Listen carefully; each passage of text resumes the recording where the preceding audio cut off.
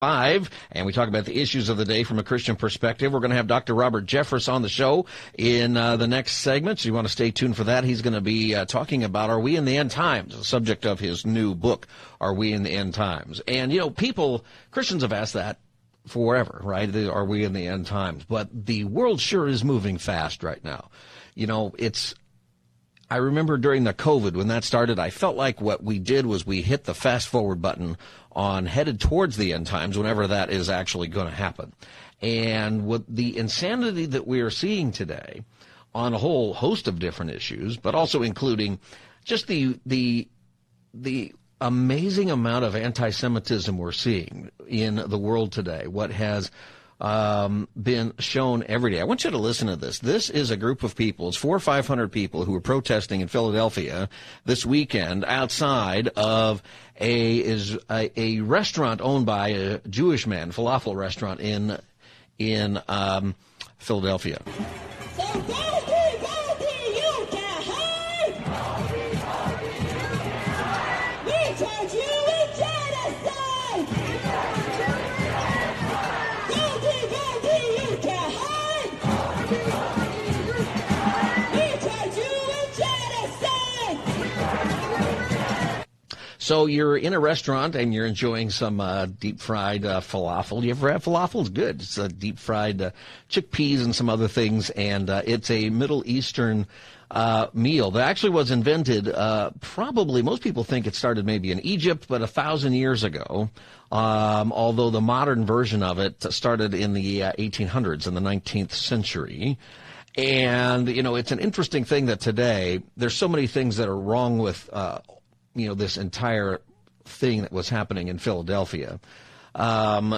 It's funny, Jewish people get accused of stealing the falafel from Palestinians, but Palestinians, modern-day Palestinians, didn't even exist when the falafel was invented. In fact, it's a meal that probably has Arab origins, but it's from the Middle Eastern area, including the land that Israel is on. All of Israel, by the way, was Palestine, were Palestinians. Israelis were Palestinians before 1948. And there weren't, there are Arab Palestinians and Jewish Palestinians, but there wasn't a third group of Palestinians.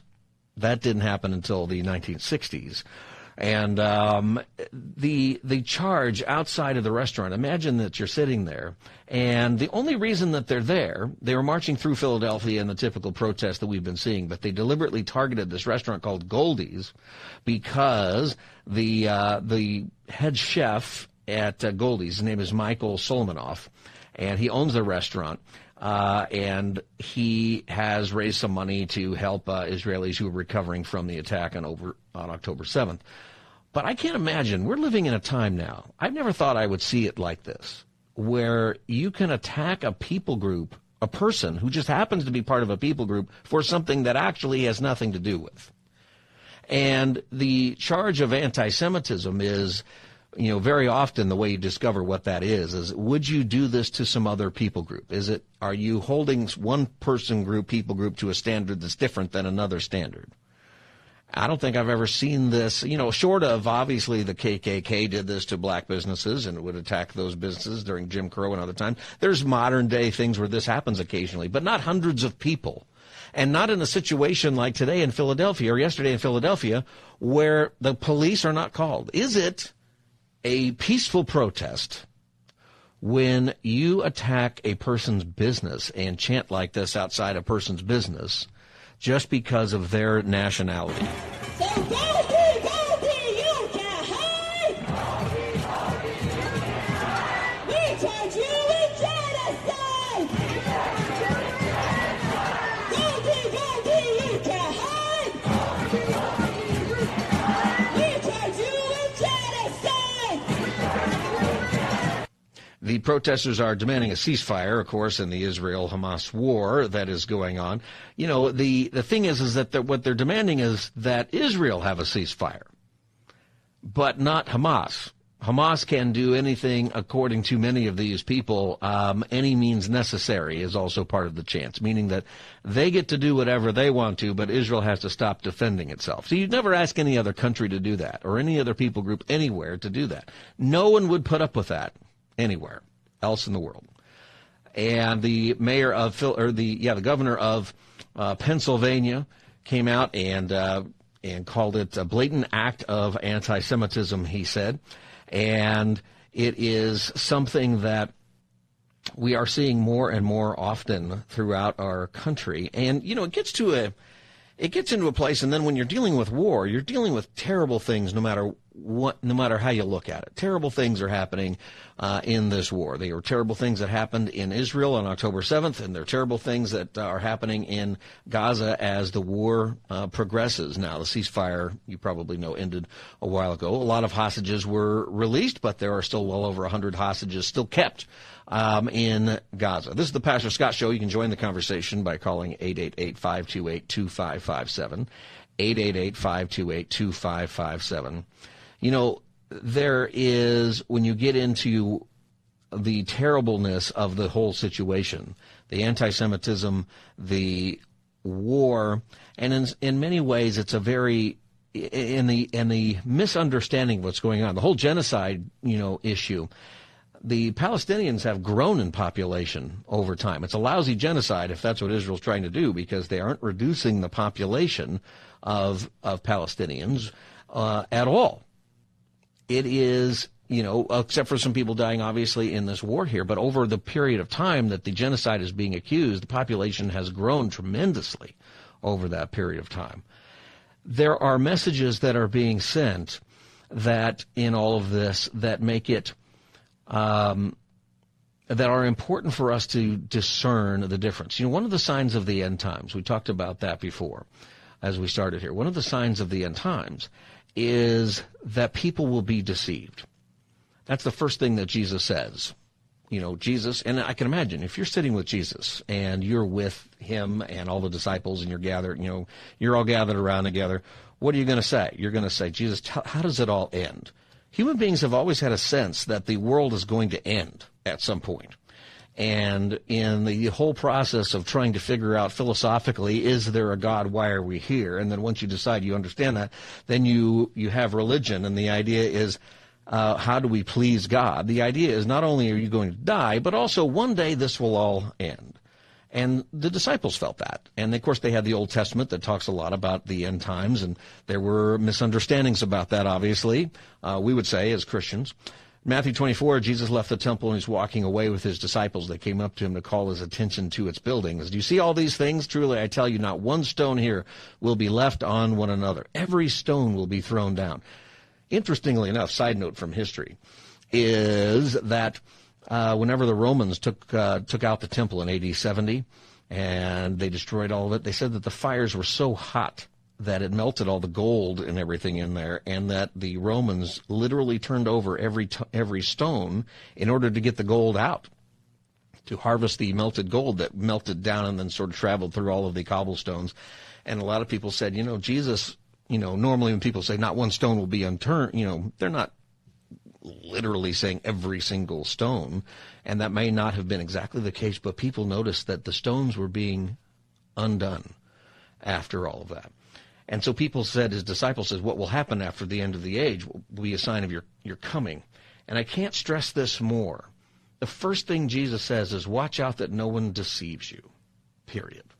And then he said, for many will come in my name, claiming I am the Messiah. And over again, you have this idea of deception at the end times. Deception is what you have at the beginning of time. Deception is what you have when you have the serpent in the garden. And, whatever you think of that story, we're not even going to get into that right now. The point of that story is that the devil will very, very carefully just twist the words of God around. And you throw out words like genocide in here, and you think, oh, genocide is bad. Are they committing genocide? Which is remarkable, since Hamas specifically, according to themselves, is a genocidal organization because they want to kill Jews in Israel and around the world. And you have genocides in the world that have been terrible. You had genocides in Rwanda, Armenian genocide. The Turks killed and reduced the population of Armenians. In Rwanda, I think it's the Tutsis, if I have it right, they were reduced their population. Genocides eventually reduce the populations of people groups. And to call it a genocide when the population is actually getting bigger and the population is allowed in many ways not only to thrive but allowed to become citizens of Israel if you want, and you have full rights if you are a citizen.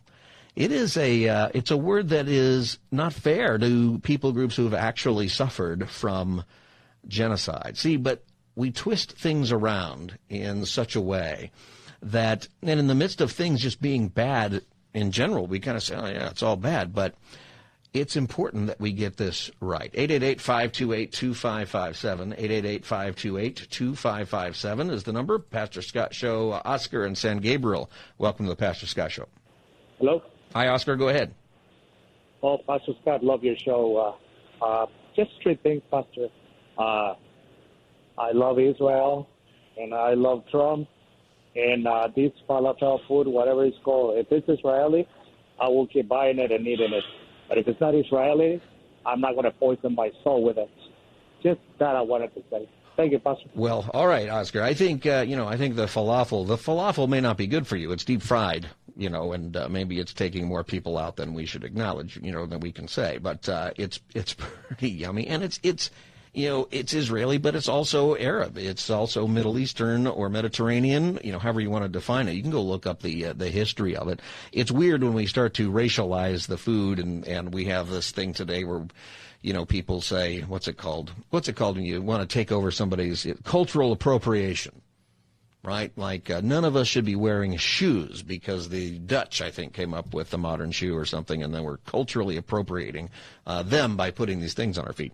It doesn't make any sense once you do that. We should enjoy the food of different parts, different regions in the world and different people groups, and we should share those things, and we should acknowledge where they come from, but we should be truthful about that, I think, and we should enjoy all of it, as I do. In fact, off the top of my head, I can't think of a ethnic food that I can't find something that I actually like. There's some I like better than others, but I'm a food guy a little bit too much in some respects. This is the Pastor Scott Show, 888-528-2557, 888-528-2557. The other conversation that is interesting that is going on in the Israeli, this is going on here. This is not a conversation that's going on in the war zone very much. This is a very Western argument, and many of the sort of Western academic arguments that have been going on really are hardly related to what people on the ground say. That's why I always encourage you to go read the Hamas charter. Hamas does not deny what they're doing. Hamas's attitude about all this, by the way, is, and they say it very, very openly, is we would like Israel to stop us, but we're not going to stop. We are going to keep doing this again and again and again and again and again. We're going to keep firing rockets. We're going to keep attacking them. Our entire organization exists to kill everybody over there. We actually are genocidal. They will admit that. They will say that. They will say our purpose is to kill Israelis. So if you guys marching down the street would like a ceasefire and like Israel to stop, be my guest. That'll make it easier for us to kill them. See, that's the actual Hamas argument. And if you don't grab that, if you don't understand that, then this is a hard issue to follow, because it's terrible what you're watching on the news or in videos when you see so many people in Gaza being killed. Although it's also important to realize is that Israel is actually taking the time to say, hey, you guys need to get out of there. People dispute, there's a whole other conversation about, 15,000 people died and, is that number real or false? Well, it's probably made up. However, it's kind of irrelevant because a lot of people have died, for sure, in the bombings in Gaza. And, the number isn't right because they can just whip that number out. It takes weeks and months to sort of actually calculate who's died and who hasn't. It takes a long time to do that. But it's, in a way, it's irrelevant because a lot of people are obviously dying. But Israel is saying, and the international community is saying, the United States is continuing to say that the bombing that is going on is upholding international law. And there was an interesting conversation that happened with a spokesperson for the IDF, it's Israel's military, on Sky News, where the reporter chimed in with some talking points that are also not accurate. Just wanted to ask you very quickly about that digital map. You're telling people where is going to be targeted next. So the digital map is this, just so that we understand. What Israel is doing is saying, hey, here's the areas where we're going to be bombing. You should get out of there. And they're putting that information out a couple of days in advance. And if you live in these buildings, if you live in this area, this is where we're bombing next, and we're telling you to get out. Okay, that's what Israel is doing. Now, Hamas is saying we want you to stay in there because it works for Hamas, the more Palestinians who die, the more Palestinians who are not combatants who die. And that is going on the ground. That's what Hamas does. Right? They kill Palestinians as well. Israel makes a point of saying, hey, we're going to bomb these buildings. Now, the talking point that's new is that these people don't have any electricity, so they can't charge their phones, and they don't get the message, and the maps to download that says where the bombing is going to be. Now, listen to how this goes. So the Sky News reporter adopts those talking points, and then you hear the response. Just wanted to ask you very quickly about that digital map. You're telling people where is going to be targeted next. People don't have power to power up their mobile phones. They haven't got Wi-Fi. Well, I don't know. I mean, I think you and all of your viewers saw our hostages being paraded through the streets as they were released to Israel over those 7 nights, and hundreds of Gazans holding their phones, videoing them. So clearly there's enough power to power their phones when they're parading our hostages throughout Gaza. Now that same power to their phones will be to get the maps, download the maps, look at the flyers, and don't forget, we're not only using those... I'm so sorry, we are out of time, but we appreciate... So suddenly he cuts him off. And I know sometimes, you come up upon a hard break, but probably not in that case. It's that he completely destroyed this whole notion that there's no power. When you see on all of these videos, who's uploading these videos? Where do they get the power to do that? There is power. There is a lot of deliberate misinformation, and then there is falsehoods that are just part of the fog of war. All of this in the bigger picture, when you look at this, and the fact that there is this kind of war, and the fact that you see the world coming up against Israel in a way that they don't come up against anybody else. And by the way, this is not to say that Israel does everything right?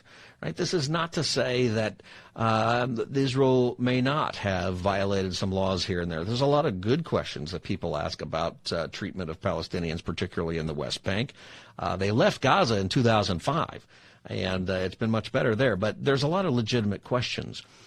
But to deny the barbarism and the fact that Israel's neighbors openly say we want to kill you and are attempting and succeeding in some cases is to not truthfully describe the situation, or to describe something as a genocide that isn't, or to describe something as an apartheid state that isn't. Those things don't help. And the protests up and down the streets making chants about murdering Jews or attacking people who just happen to be Jewish who run restaurants, and that being allowed and authorities not called. See, I think that when you attack a people group like that in some protest, you're not protesting the government anymore. You are attacking the owner of the place and the people who are there. And I don't know. I don't think that that's peaceful. There's some place, the joke was when all those summer riots in 2020, the peaceful protest guy where he's saying, oh, it's mostly peaceful, and there's a gas station on fire literally right behind him. I'm sure most people there didn't light the place on fire. But, when you have violence and people getting killed and stuff, it's not peaceful. And when you have people being attacked and forced to stay in their homes or forced to stay in a building on their campus or unable to move about, it's not a peaceful thing. All of these things are not surprising in the way human beings are reacting, and especially, I would say, biblically speaking, the way people treat Jewish people. That there will be a time, as irrational as it is, where people decide they're going to attack Israel and the people of Israel.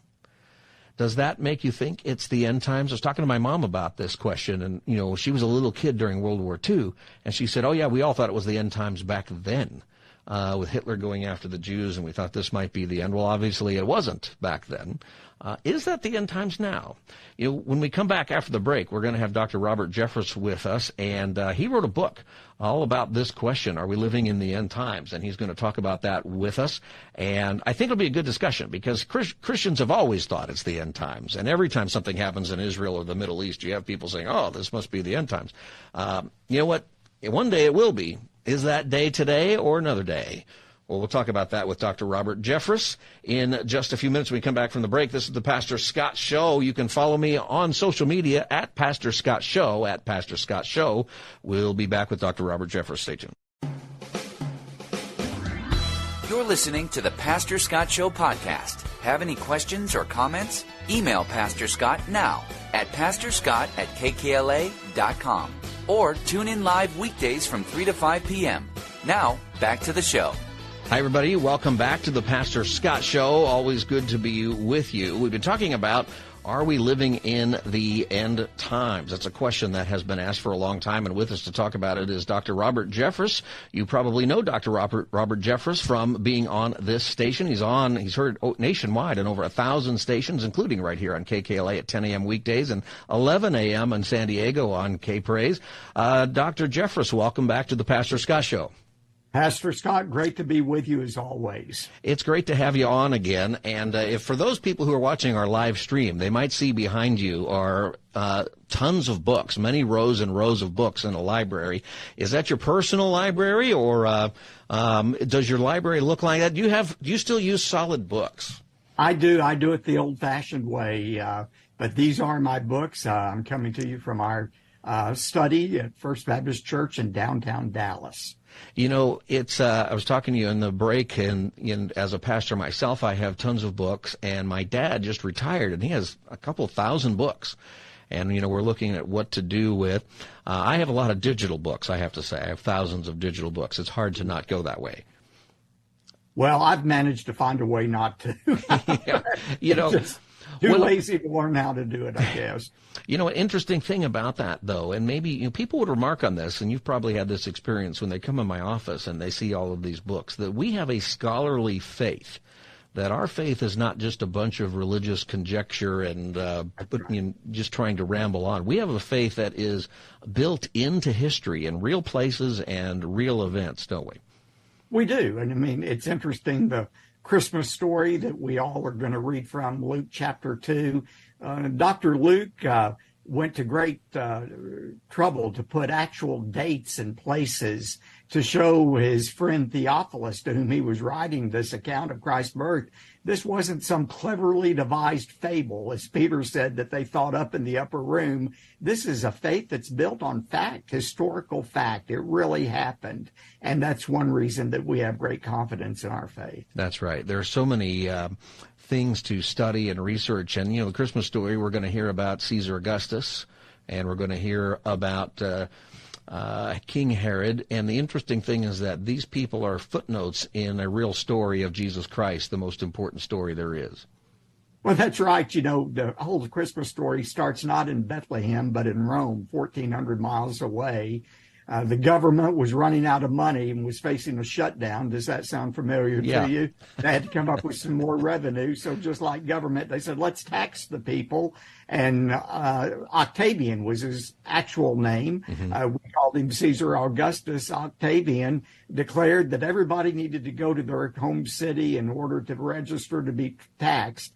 Little did Octavian know that the decree he was signing would cause a couple he had never met to travel to a village so small it wasn't even on the registry of cities, Bethlehem, to give birth to the Savior of the world.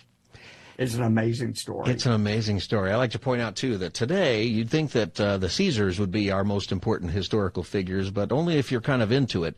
But today we name our kids after Mary and Joseph and Peter and Paul and those biblical names, and we name our dogs after the Nero, the Caesars, Nero, and people like that.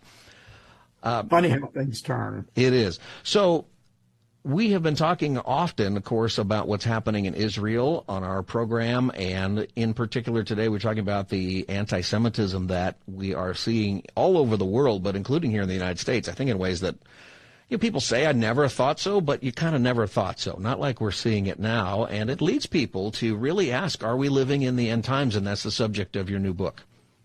That's right. The new book, Are We Living in the End Times? Biblical answers to 7 questions about the future. Scott, I did this in the shortest amount of time, there was so many people asking us questions after October 7th and the brutal attack on Israel. Is this the end times? What does it mean? That I wrote this book and we published it in less than a month. And it releases tomorrow. It's available not only at Amazon, but in all bookstores. Hobby Lobby is placing it at the checkout counter at every one of their stores because these are important issues we need to talk about. And I believe, Jesus said in Matthew 24, no man knows the hour or the day of the Lord's return, not even the Son of God himself. So I figure, if Jesus didn't know when he was on earth anyway, the day of his return, God certainly hasn't told me. But even though we can't calculate the exact time, we're to be aware of the signs and most importantly, be ready. And that's what this book talks about how what has happened in Israel, does it fit into the end times? If so, where and what does it mean for Bible prophecy? This is the Pastor Scott Show. My guest is Dr. Robert Jeffress. He's the senior pastor of the First Baptist Church in Dallas, Texas, and you hear him every day on this radio station, and his new book is called Are We Living in the End Times? Biblical Answers to 7 Questions About the Future. So let me just ask you, are we living in the end times? How do you approach that question today? Well, technically the answer is no. The end times is a very specific period of time in Scripture that begins when the Antichrist signs a peace covenant with Israel, and it lasts for 7 years and climaxes with the Lord Jesus' visible return and the establishment of his kingdom on earth. Jesus called those last 7 years a horrible time. They're like birth pangs before a mother gives birth.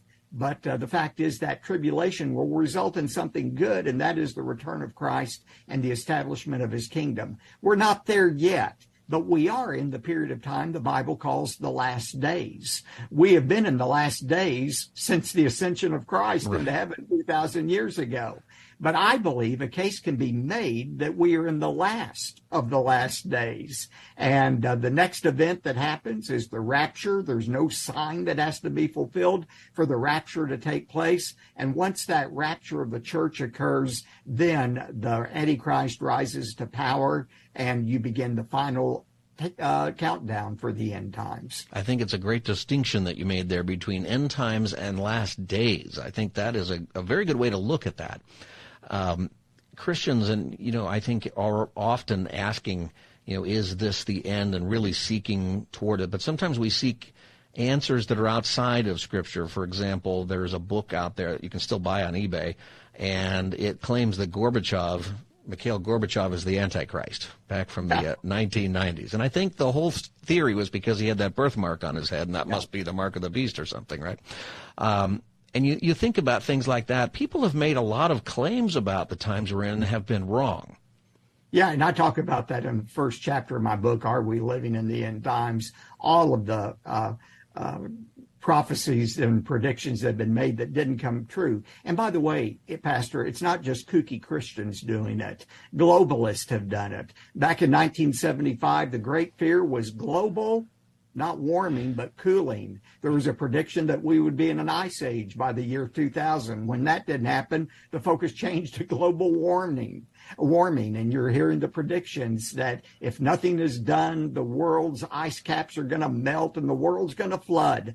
I can promise you that is not going to happen. And I say that with emphasis because God's already promised us he's not going to destroy the world by a flood. I tell these environmental wackos, if they want to just sleep well at night, look at a rainbow. That's God's promise. He's not going to destroy the world with a flood, but he is going to destroy it one day by fire.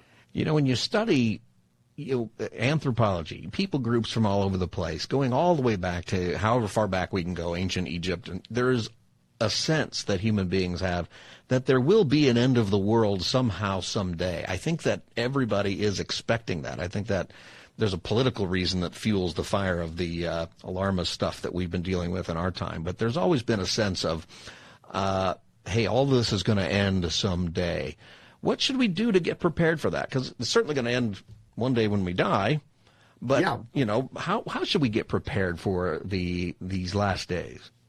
Well, I think, first of all, we ought to realize the end is coming, like you said, for us individually, if not for the world as a whole. Both are going to happen. I had a fascinating experience about 10 years ago. I was on Fox News with the late Alan Combs, who used to be the resident liberal at Fox News. And when I first started there, he became a great friend. He would have me on his show all the time, even though he was Jewish, always give me a chance to share the gospel. And one time he said, Pastor, do you believe you'll be alive to see Jesus return to earth one day? I said, Alan, I don't know, but you know what? It really doesn't make any difference. He said, what do you mean it doesn't make any difference? I said, well, I'm 58 years old, and I know in the next 30 years, either he's coming or I'm going, but the end is coming closer and closer for me and for you, and we better be ready for it. And I would say, Pastor, that's the most important thing to do, is to be sure you're ready for the end times by being dressed in